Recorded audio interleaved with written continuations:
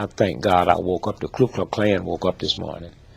The drug pushers woke up this morning. I thank God that I made another 24 hours in the most vicious, nasty, hateful, insane nation that's ever existed with my wits, without hating, without being bitter, and without being mean. And I thank God that I survived 24 hours in that type of atmosphere with the type of amusement and friendliness. And so I would say to young folks, don't be in a state of denial of the racism and sexism, but don't let that block you. Don't teach your children that you have to be twice as good as a white. That's an awful thing to teach your child. Mm-hmm. That's like saying because I you're agree. black, white America has a right to change your dollar for 94 cents. But we used to get 50 cents, and before that we used to get nothing. Young folks have to say, we don't want more change for a dollar. Excuse me, we want a full dollar's change for a dollar, or this cash register will never ring again. Yes. I would also like for young blacks to understand that about 83% of all employment happen with small businesses.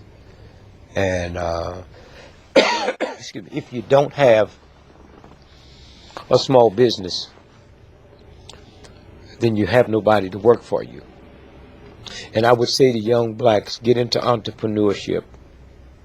We will never catch up with white America till we get into business, because there's a thing called tax write-offs.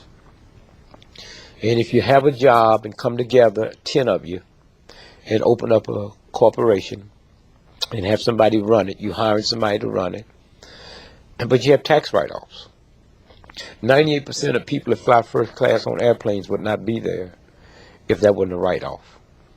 And yet, on that first class, they gave away last year $800 million, almost $1 billion of free whiskey. But if a welfare mother asked for some apple juice for the baby, she's laughed at. And so I would say entrepreneurship, and then understand that we will never survive as a group until we get into communities and not neighborhoods. A community is, I control the police, the banks, the schools, the firefighters, and I control the flow of the money. And I have no problem when I go in a Jewish neighborhood and the shop owners are Jewish, and I go into an Italian neighborhood and the shop owners are Italian. I have a problem when I come in a black neighborhood and the shop owners is not me. A Korean has a right to come in and buy my shop for $30 million more than it's worth. That's good business. But if we decide that we're not going to do business with that one, then he'll have to sell it back, or she'll have to sell it back to a black person for $1 million. Yes. And then the money circulates, and that's how you change. We've been so busy dealing with the hurt and the pain and the misery and glamorizing a hand few that have made it, that we have never really looked at, like they say, your role model. If you haven't got a role model in your house, you should fall on your knees and pray to God, because something is wrong. Yes. And so I would say to young folks, it's not about alcohol, but it's hard for me to say that to you when a 5-year-old got to reach past mama's beer and papa's wine to get some mayonnaise.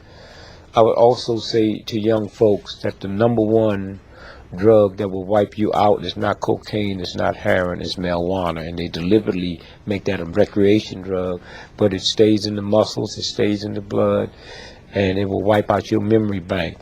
And also, this is the first time in the history of TB that TB has always been known as poor folks. It's the first time that TB is not running rampant in the ghetto.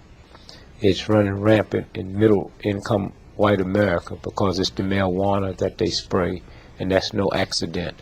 And so I would just say to young folks, You have to reevaluate everything you've been taught. I would say to the black folks that just because a black person is 90 years old don't mean they have wisdom, and you need to listen to them, because if you was dumb and stupid when you was 9, you dumb and stupid when you 90.